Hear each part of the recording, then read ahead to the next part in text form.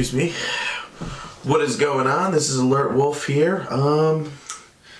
Coming to you to bring my third review of the day. And this one is going to be on Green Lantern, the animated series, episode 15. And I believe this one is called, I gotta look, Reboot. And alright, basically, the episode starts off with Hal Jordan. They introduce old Finhead Tomare.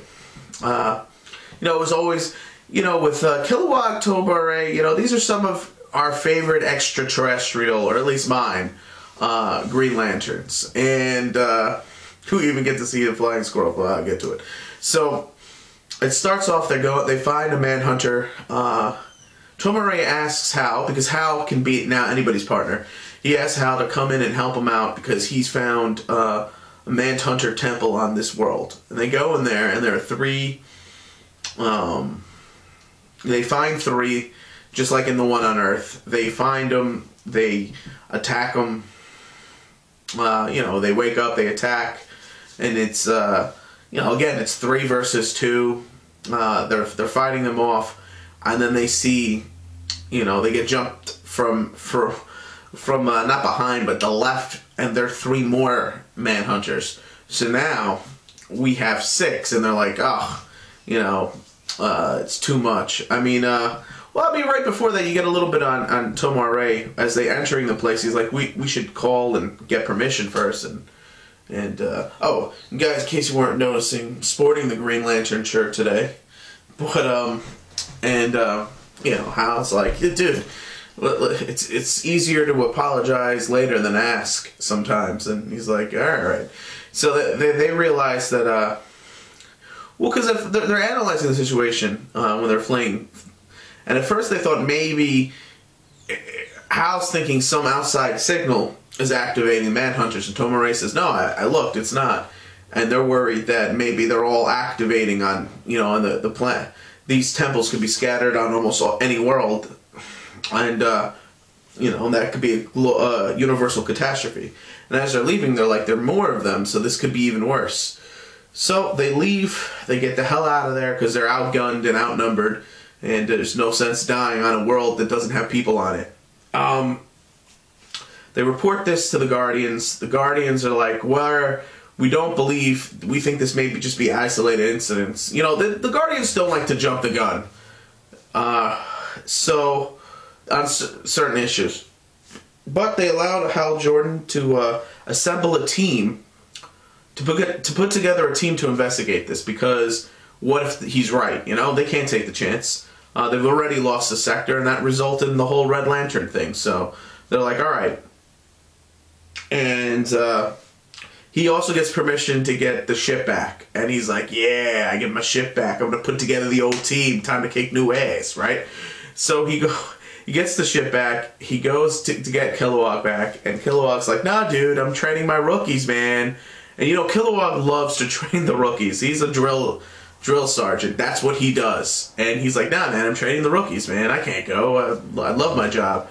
He's like, nah, you gotta go. This isn't challenging. He's like, I tell you what, I bet you I can beat,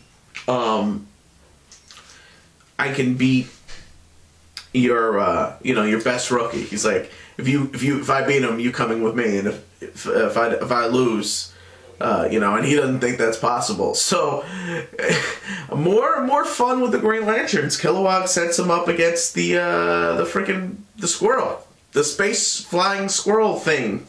Awesome. And he gets his ass kicked. And it was hilarious. It was so good. So good. And then Kilowog's like, yeah, I'm going. Let's go. He's like, but I lost the bet. He's like, nah, I just want to see you get your ass kicked by the flying squirrel. Ha! And so they go on. But when they get to the ship, they call him Lamo, or I forget what was his name, but there was a new AI there, and he's kind of shitty. And he's abrupt. And I guess they were trying to make him with less emotions, because she had emotions. She was able to fall in love and whatnot. Guardians aren't about emotions. So, they find out that Aya, and he sucks too. He's like going through shit. He's bad. They find out that Aya's about to be dissected and terminated, and so they get to the science area, and they're like, you know, kill us. What are you gonna do? We can't just go in there guns blazing.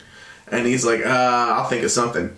And what he does is he removes the core, which looks like a freaking like a C battery or something. You know, he removes the core from Lamo, and I guess he's just gonna switch it from the Aya core. It's fun to say that, but all right, and you don't know how he's gonna do it, but he, you know, you see, there's another lantern there. This is the dude that has the hair and the multiple arm thingies, and a Kilowog, being the drill instructor that he is, or the drill sergeant, you know, he's saying this is surprise inspection, and you know, he's trying to rattle him. So he distracts him, and you know, Hal gets in, and then it turns out he has this little pot in his hand, because I guess it's supposed to be like a work thing. And there you go. Here's super secret squirrel here to the rescue, and the squirrel goes through like a what are those air tubes? You know, you put the message in and go boom. A tube like that, I guess, and that's the idea. And he goes through it, and you know, he's gonna go switch out Aya's core. Then I forget the guy's name. It doesn't matter. The Crystal Lantern dude, he's there, and he, you know, and he's like, oh, and Hal's starting to talk to him, and they're conversating. He's like, yeah, man, nobody talks to me. Hey, what's going on? Oh, you think I'm shiny? That's great. So he's distracting him. Secret Squirrel there manages to remove and switch the cores. And Hal makes up a name, you know, when asked, oh, what's your name? You know? Because really, I mean, you may be security, but they're all Green Lanterns. Nobody's a bad guy. You just might be in the wrong spot. So it wasn't like he was negligent in his duties so much. So... you know, they managed to get the squirrel through the tube and back, and Hal manages to do this while not being seen. He's like, sure, man. You know, the other guy's like, hey, you want to get some lunch sometime, man? Yeah. He's like, I made a friend. He's like, yeah, maybe next week. That'd be great. And then the Guardian comes out, and it's a chick Guardian. Now, honestly, I think this is supposed to be, because they don't have names for the most part.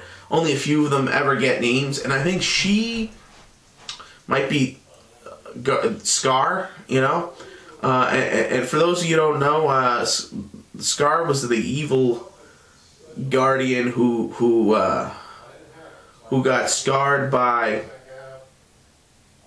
the Anti-Monitor, and then later would become the servant of Necron, and bring about the Black Lanterns. But you know, that I'm not saying that they're going to go with the Blackest Night thing. I'm just saying that she seems like she's that Scar. So she seems like she scars, what I'm trying to say. And her actions are a little bit sinister. Because she comes out and she wants to dissect Aya, and she's going to end the experiment because she's disturbed by it. So, but they managed to save Aya, and they put her back in the ship. She doesn't have a body yet, so maybe they're going to just redesign her. That's what I'm thinking. You know, because they could get away with that with her, because she doesn't really have to have a set design.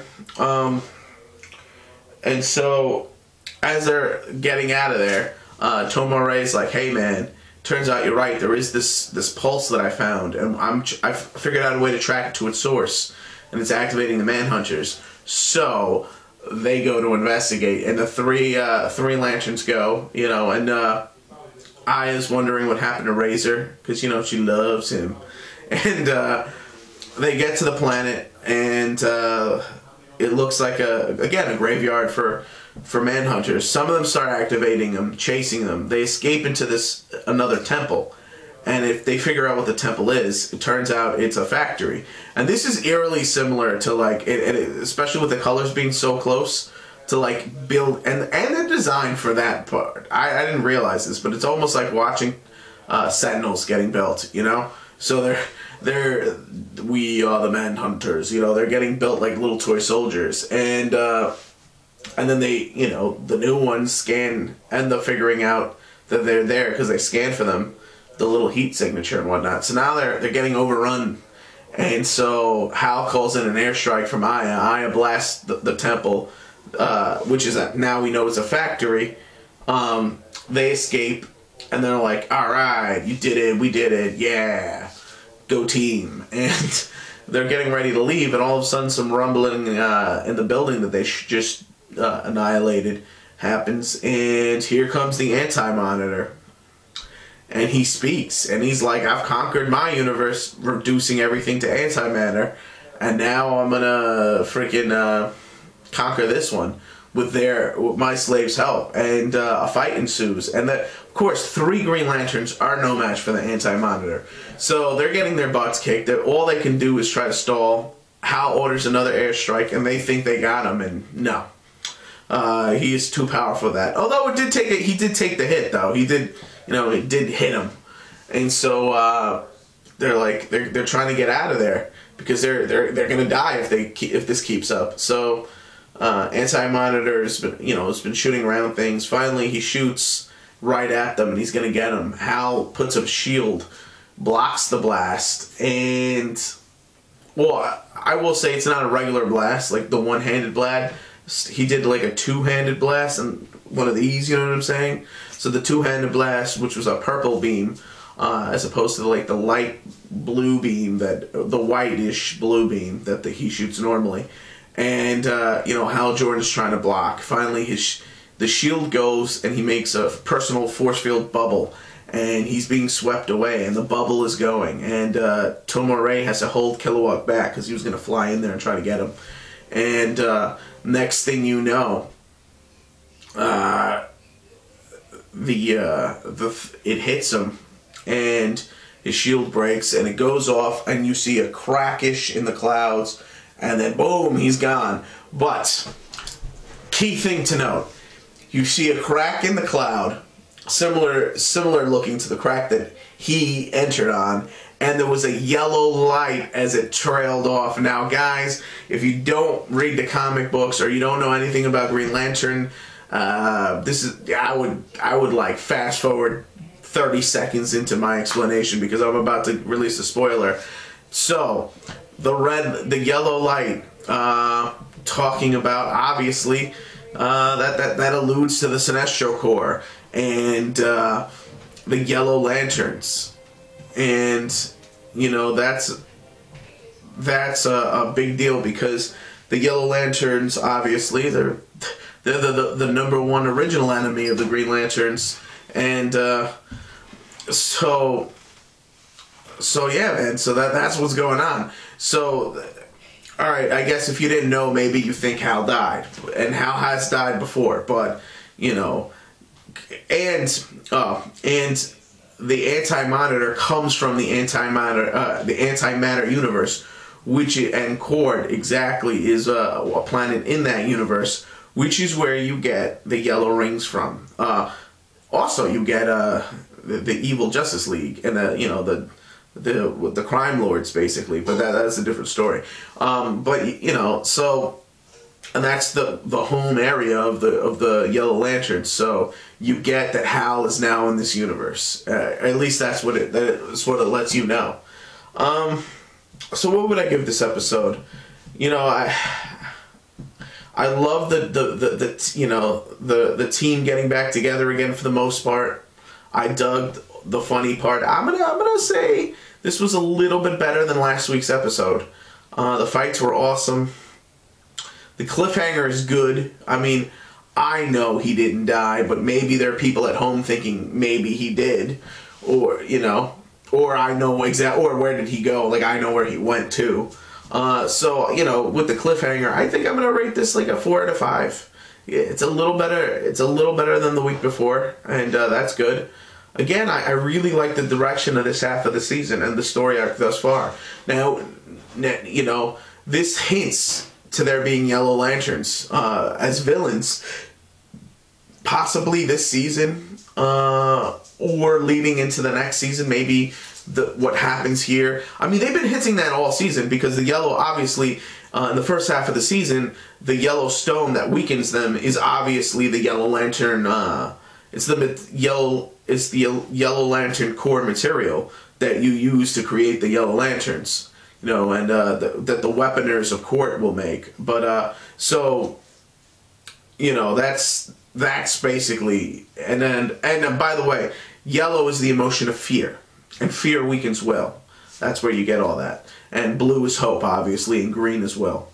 So, and yellow is, and red is obviously rage and hate, and the star sapphires, which is like the pinkish ones, they're obviously love. So, you know, each color represents a different thing. But that's all I have to say about this one. I guess it was good. It was actually a great episode.